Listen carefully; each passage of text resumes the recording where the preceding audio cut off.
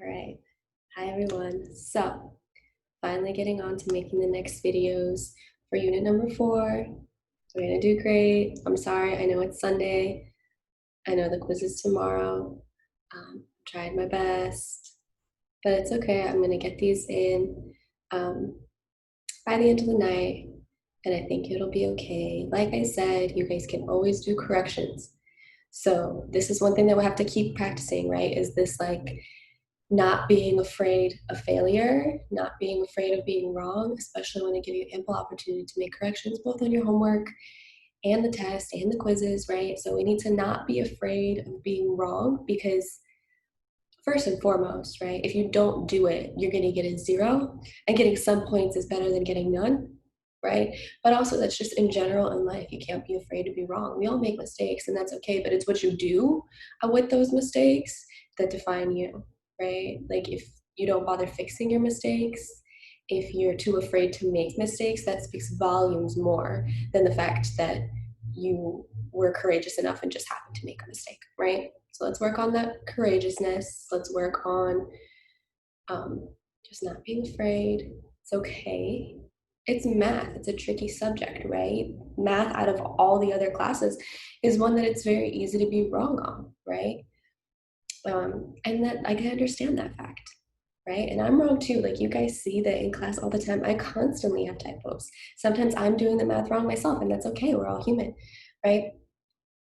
But with that being said, just try your guys' best tomorrow, right? So tomorrow is Monday, November 16th, yeah? So that's when the quiz is going to be. You guys will do great. It'll be all right. Okay, like I said, I can't do very many advanced things in Google Forms anyways, so the quiz is going to be pretty simple, all right? So if you do the review guide and you're feeling confident about the review guide, you will feel more than confident on the quiz, okay? All right, so let's keep going. I'm going to share my screen and we are going to start taking a look at PowerPoint number 2 called Verifying Trig Identities. All right. 20%. That is not what I wanted. What did I click on? Oh, that's good.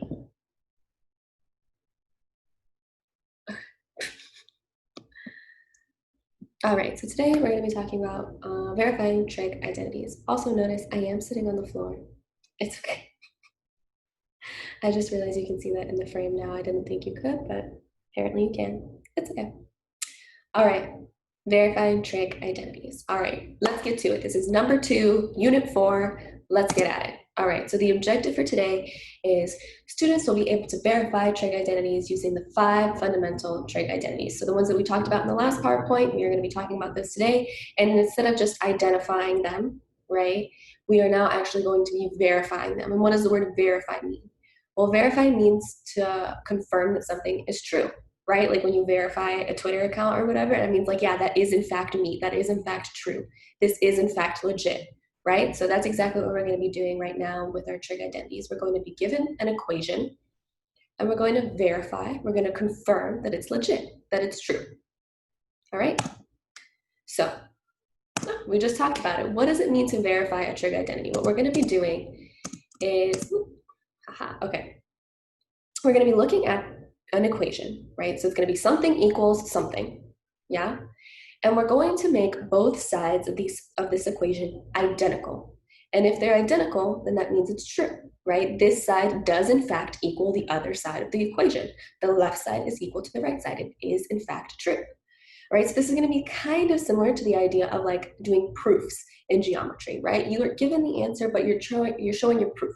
You're showing every step of the way. You're showing that this is in fact true, and here's why, right? So it's the why. Why is it true that's important when it comes to verifying a trig identity, all right? So when we do this, we're going to be altering either one or both sides of the equation, and it's going to get a little bit tricky sometimes, admittedly, right? But that's okay. We're going to have to use a lot of different algebra, right? Finding the common denominator, substituting variables, distributing variables, right? Stuff like that.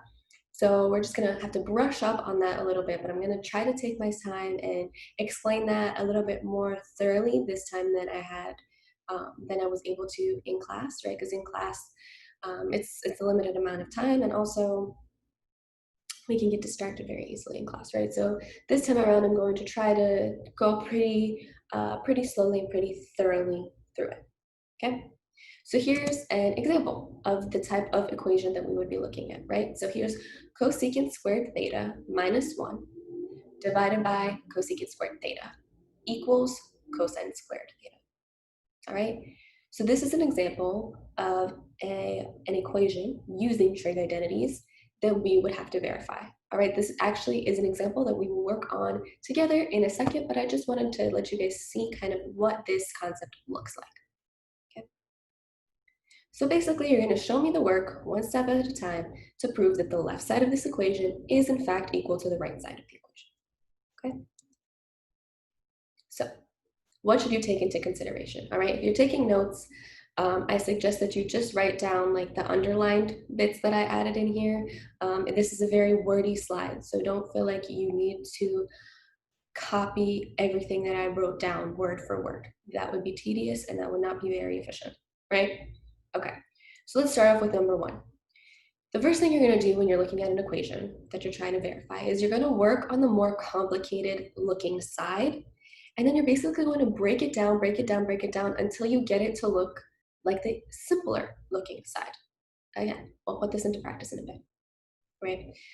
The next thing that you should take into consideration is that you should probably work on both sides separately, right? If you start moving things between sides and whatever, it's going to get pretty complicated, right? So just pick a side, work on that side, all right? Unless you're feeling very confident in your algebra, or unless you feel like there's no other way to prove the identity other than to work on both sides, try to just stick to one side of the equation, either the left side or the right side. And like I said, the more complicated side is the one that you should probably stick to, okay?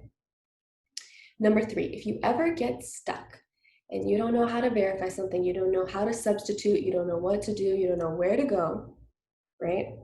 Just break everything down in terms of sine and cosine, right? If you already broken down in terms of cosine and sine, great. That's a great start.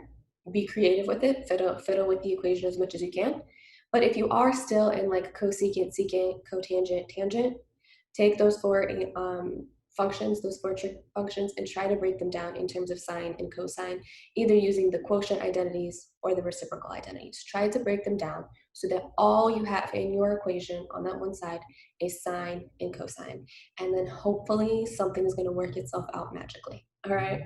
It's not magically, it's math, right? But you know what I mean. All right, number 4. Try to find a common denominator if you need to, right? And I'll actually use that in one of the examples. And if you don't feel comfortable or feel familiar with the idea of finding a common denominator, we'll do that together. All right. Number 5, find a common factor if you have to factor things out, right? That's a little bit trickier to do.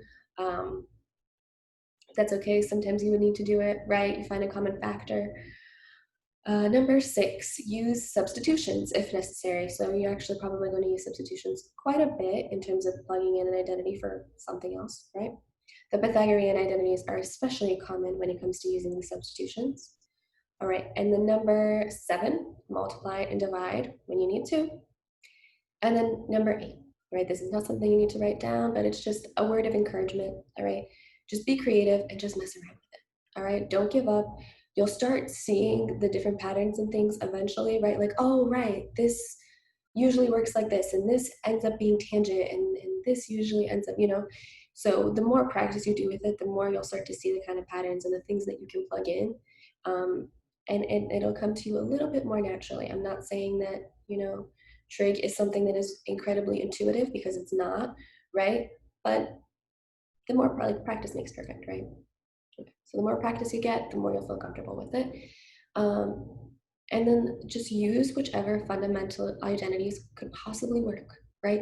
If you see something and you have no idea what to do, use something that works, like something out of all the identities there are, right? Because we've looked at a bunch of different fundamental identities at this point. Try something. Just try something, right?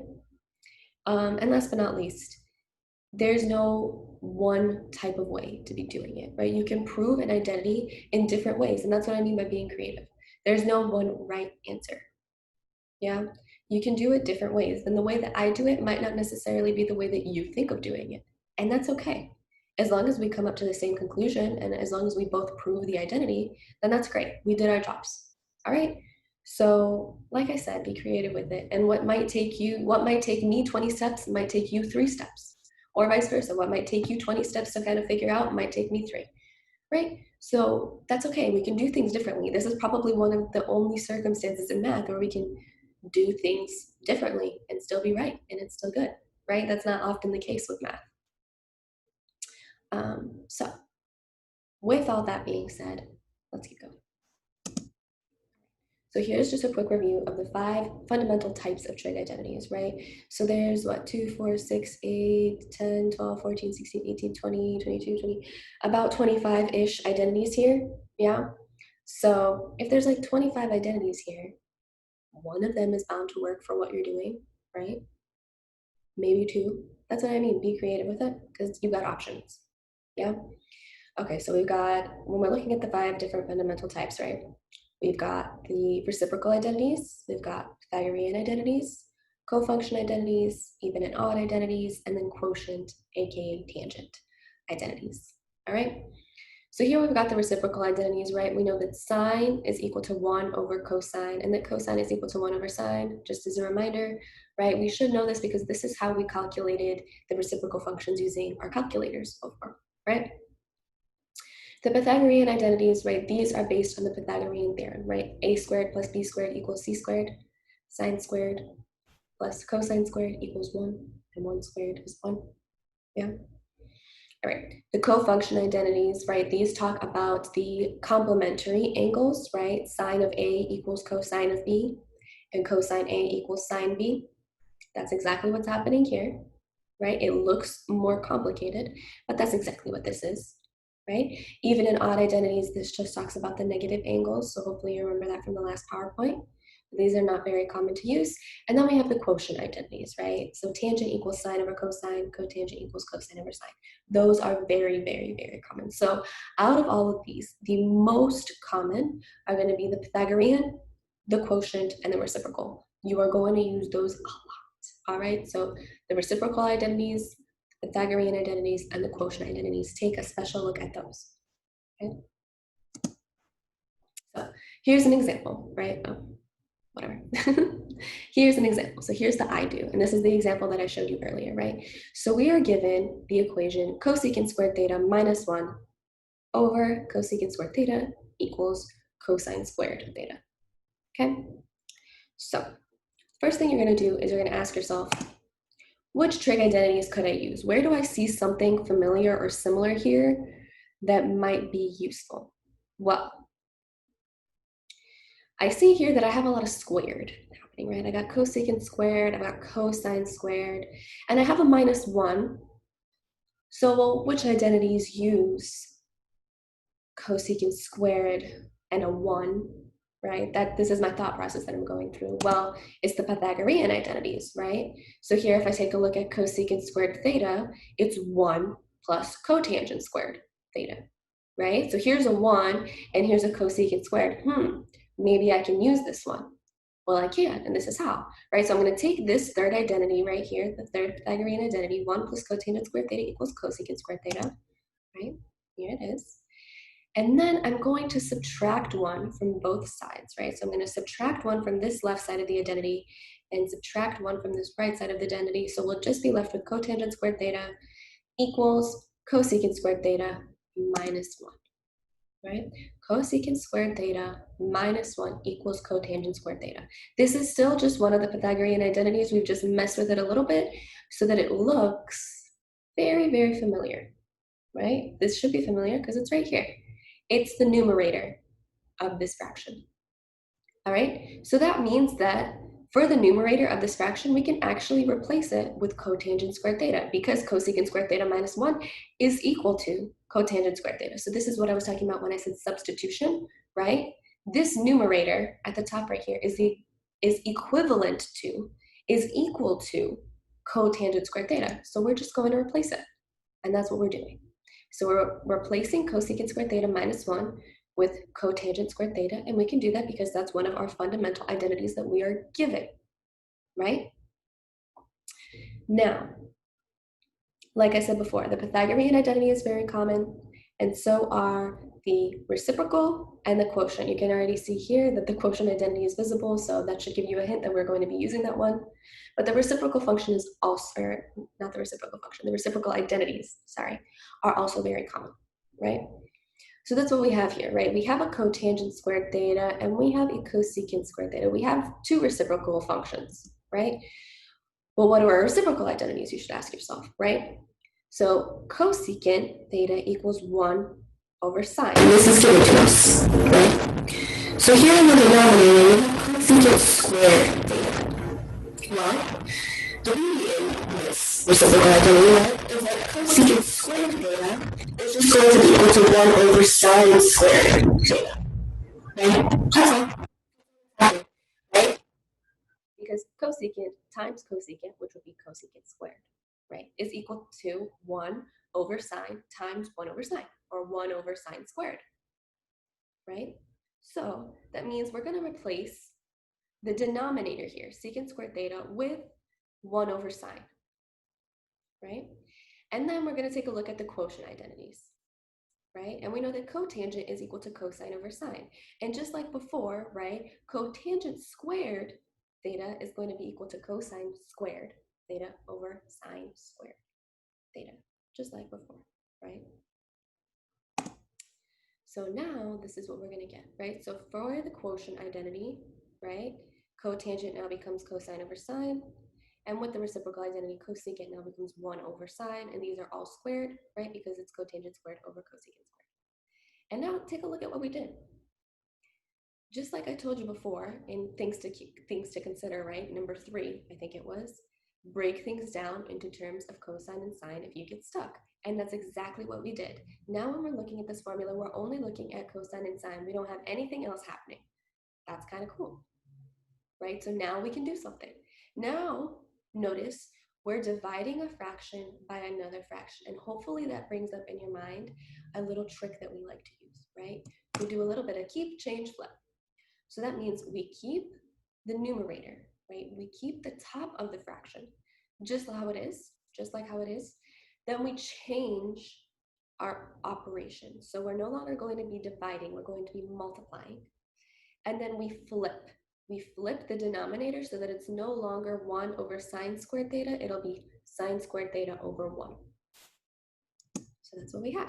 We've got cosine squared theta divided by sine squared theta, right, the numerator, times, right, so we changed from divide to times sine squared theta over 1. So we flipped it. Instead of 1 over sine squared theta, we've got sine squared theta over 1. And again, we have not touched the other side of this equation at all. So like I said, only work on one side at a time. That's exactly what we did here. We've only looked at one side. This left side of the equation, we have not touched the right side of the equation at all. All right, now notice something. When we're multiplying these fractions out, we've got cosine squared theta divided by sine squared theta times sine squared theta over 1. Well, we've got sine squared theta in the numerator, and we've got sine squared theta in the denominator. Those are going to cancel out, right? Because sine squared divided by sine squared is just 1, right? 5 divided by 5 is just 1. 20 divided by 20 is 1. X divided by x is 1. Sine squared theta divided by sine squared theta is 1. So that cancels out. We don't have to worry about it. And now look at all we're left with. We're left with cosine squared theta divided by 1. And that's just cosine squared theta, right? So that is how we just proved it. Cosine squared theta does in fact equal cosine squared theta. So the left side of this equation is now equal to the right side of this equation that we have not touched at all. And that is how you verify a trig identity. All right, so this part right here, this work that I showed, right, that's technically all the work that you would need to show. You wouldn't have to show me all of the identities and stuff. That's not necessary. You can if you want, you can if it helps you out, but it's not necessary to show me. This right here in this little orange square, this is what I would have you show me when it comes to verifying a trig identity.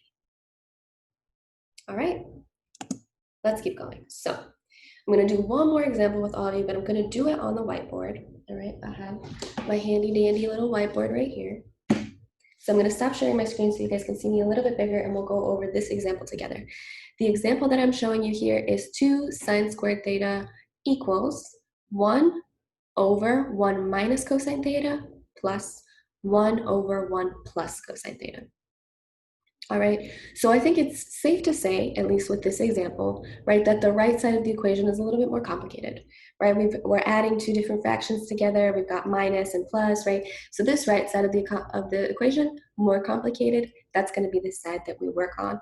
Also, I have these identities displayed for you on the screen, but once I stop sharing my screen, you won't see them. So hopefully you guys have this written down. If not, you can always refer to the formula sheet while I'm working on this so you guys know what I'm referencing and where I'm coming from. Okay, so I'm going to stop sharing my screen for a little bit.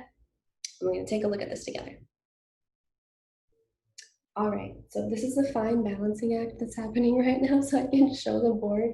I'm going to try my best not to make everything fall over.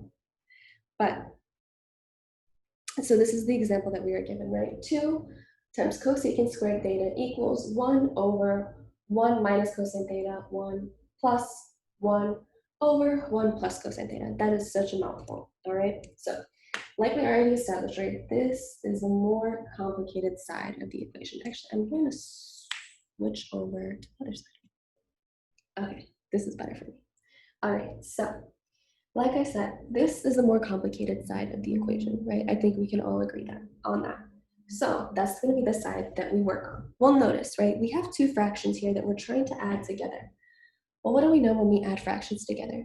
We need a common denominator. What's the common denominator? Well, here, instead of looking at this as an example, I'm going to give you guys an example that's a little bit more simple, just so that we feel more comfortable with what this is in general, right? A common denominator. Well, let's look at the example 1 over 5, right? 1/5 plus 1 over 6, right? Well, what is that equal to? Well, how do we do this? 1/5 plus 1/6. Right? It's not just 2 over 30. That's not it, right? That would just be wrong, right? You don't have 2/30ths if you have a fifth of a pizza and a sixth of the pizza, right? That's not correct. So what do? How do we add these together? Well, we're going to create a common denominator, right? We need the bottom of this fraction, of both of these fractions, to be the same.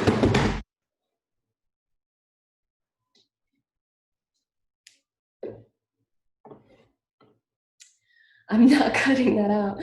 We need the bottom of these two fractions to be the same number, right? So this is what we're going to do. Okay? We're going to take a look at this 1/5, okay? And we're going to ask ourselves, well, what common multiple, is that the word I'm looking for? Yeah. Do 5 and 6 have together? Well, if we multiply them together, right, 30 would be like the lowest common factor. Well, how do you do that, right? It'll look like this. Let me just explain with the numbers and you guys will see a little bit better what I'm talking about, right? I'm going to multiply both in the top and the bottom by this denominator, right? So by 6. Multiply both the top and the bottom by 6 over here on this side. And then we're going to get, right, 6 times 1 is 6 over 6 times 5 is 30. Right, hopefully you can see that. I'm holding it up now. Right? Then we're going to take this side and we're going to multiply both the top and the bottom by this denominator, right? So times 5 over 5. And that's going to become 1 times 5, right, which is 5, over 6 times 5, which is 30, right? And now, because we have a common denominator, we can add these together. So it would be 6, right? It would look like this, 6 plus 5 over 30, right? 6 plus 5 over 30 is equal to 11 over 30. Cool. That's your answer. So 1/5 plus 1/6 is 11 over 30.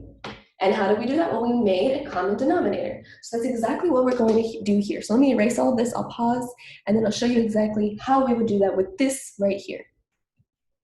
All right, so we're going to take a look just at this side of the equation. 1 over 1 minus cosine theta plus 1 over 1 plus cosine theta.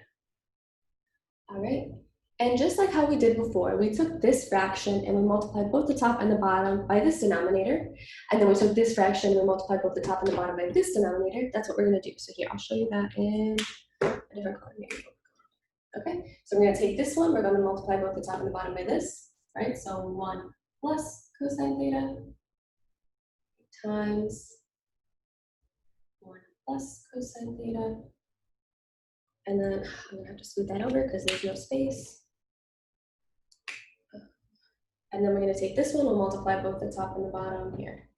I'm gonna move this entire thing over so you guys can see a little bit better. Sorry. Plus cosine theta. Right? Okay. And then we're gonna take this side, this fraction, right? We're gonna multiply this fraction, both the numerator and the denominator, by this denominator. So that way we'll have the same thing on the bottom, right? We're gonna have 1 plus cosine theta times 1 minus cosine theta for both of the denominators after this. All right, let me show you. So here I'm gonna multiply this top again by this denominator, 1 minus cosine theta. And I'm gonna do the same thing with this denominator. So 1 minus cosine theta, right? So again, these two numbers came from this side, these two numbers came from this side. And now, what do we have? Well, now we have the multiply across the top, right? We'll treat these still as two separate fractions, and you guys will see, right? So if we're just looking at this fraction right here, right? We've got 1 plus cosine theta times 1, which is just 1 plus cosine theta. Cool. Divided by 1 plus cosine theta times 1 minus cosine theta. 1 plus cosine theta times 1 minus cosine theta. And we've got plus, and let's take a look at this side now. So 1 times 1 minus cosine theta is just 1 minus cosine theta.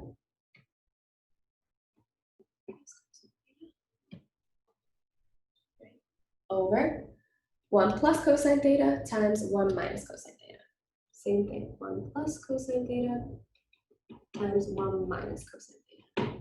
And now the bottom of these two fractions, it's a little hard to see now, but the bottom of these two fractions are now the same. Great, cool. So now we can actually add them together, just like we did with the 1 over 5 and 1 over 6. It's the same kind of principle now, right? We have a common denominator, we can actually add these fractions together now. So we can add across the numerator. So we'll do 1 plus cosine theta plus 1 minus cosine theta. And that's all over this 1 plus cosine theta times 1 minus cosine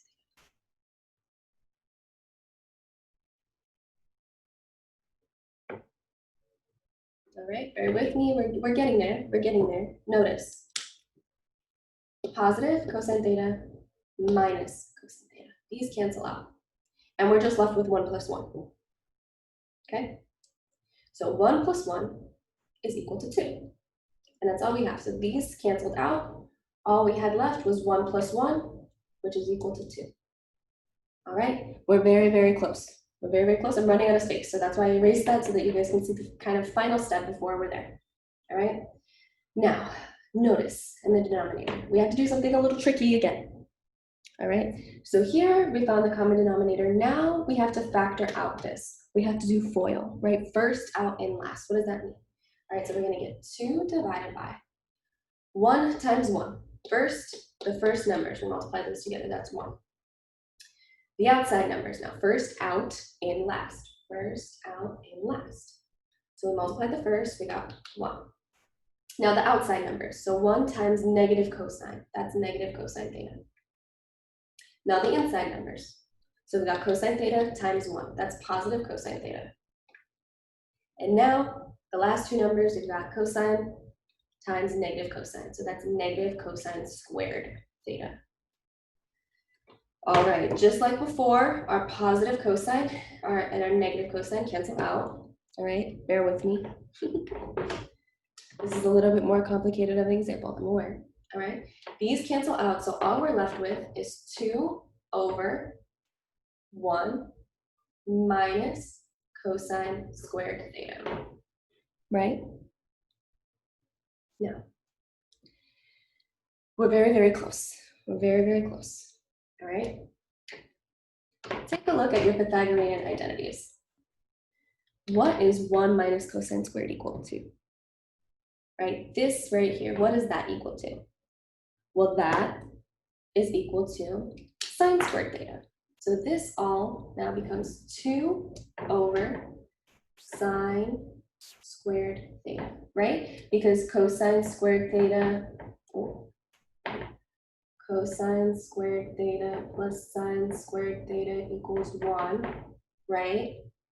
So if we subtract cosine from both sides, we get sine squared theta equals 1 minus cosine squared theta, and that's exactly what we have right here.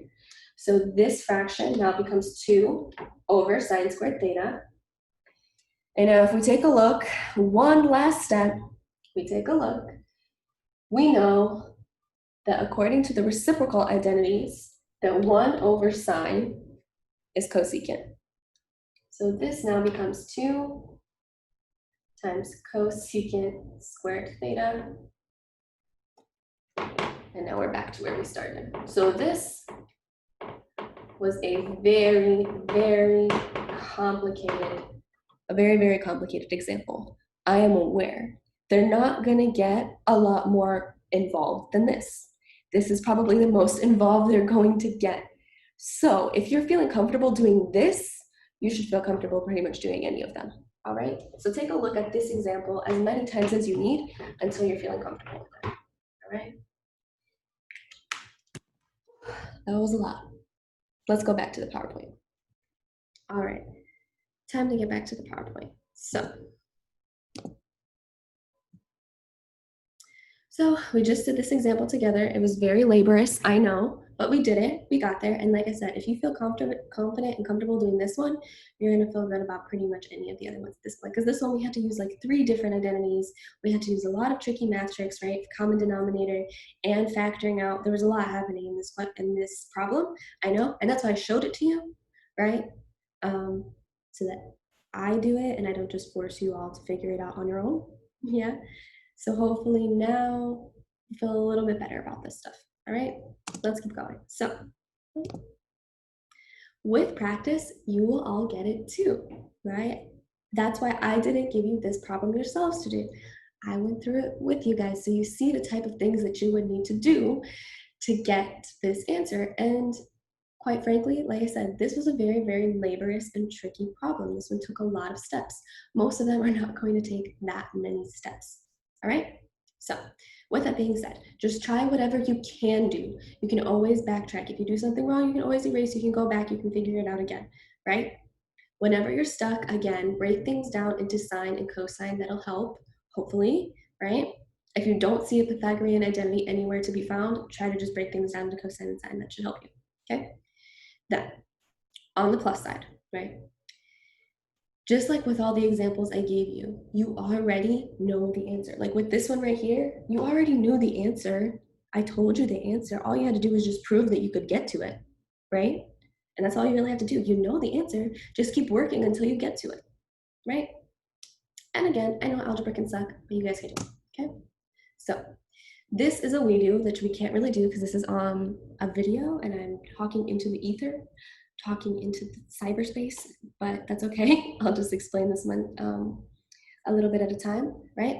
So here we have the example cotangent of pi over 2 minus theta times cotangent theta equals 1.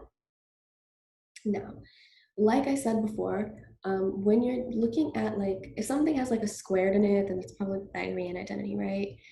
Now, this right here, this pi over 2, this should also take some, like, make the lights go off in your head, right? This pi over 2 minus theta, that should ring a bell and it should tell you, oh, this is a co-function identity. It's spelled incorrectly here, but that doesn't matter. This is a co-function identity, right? Because all of these have pi over 2 minus theta. None of the other identities have that. So if you see this, know you're looking at a co-function identity. All right, and here, we have it right here. So cotangent of pi over 2 minus theta. Well, here we go. Cotangent of pi over 2 minus theta, right, is equal to tangent theta. Well, that means we can just replace it, right? So we can substitute cotangent of pi over 2 minus theta with tangent theta. And now we're looking at something a lot more simple, right? So we got tangent theta times cotangent theta, right? Now, if you're feeling comfortable enough with your reciprocal functions, you should already know that tangent times cotangent is equal to 1. But if you're not, right, we can break it down in terms of cosine and sine using the quotient identity so you guys can see a little bit clearer as to why it is 1, right? So if we take a look at the reciprocal identities, we can do it that way, or we can use the quotient identities, the tangent identities. It's up to you, right? If you take a look at the reciprocal identities, you see that down here, cotangent is equal to 1 over tangent, right? So we can, so we can replace that. We'll do tangent times 1 over tangent. The tangents cancel out, and you're just left with 1. 1 equals 1. All right, so like I said, not every verifying problem is going to be 1.5 million steps. This one was 1, 2, 3 steps. See, this example right here on the board, this was like 10, but this one's only 3, and I think that this one's doable. All right, and most of them are gonna be somewhere between like 3 to 5 steps. They're not usually gonna take this many steps, all right? So this right here in the orange box, that's all you would have to show me, all right? And then there's the worksheet that you guys know that you need to do. And hopefully you guys feel a little bit more confident. Again, there were only 4 questions on the worksheet. And then I told you guys that you didn't have to do question number 4 because that wasn't actually covered on this video, like in this PowerPoint, it wasn't covered. But it is covered in the double angle identity. So if you guys want to do question number 4 on that worksheet, it was worksheet 1111, that one. If you guys want to do it, you can. I'll give you extra credit, but you're not required to do it just because I didn't teach you how to do it yet. And it didn't occur to me that I didn't teach you how to do it yet. Like I said, I made plenty of mistakes too, right? Okay, so hopefully that helped. That is PowerPoint number 2. Now we're gonna be moving on to PowerPoint number 3 in the next video.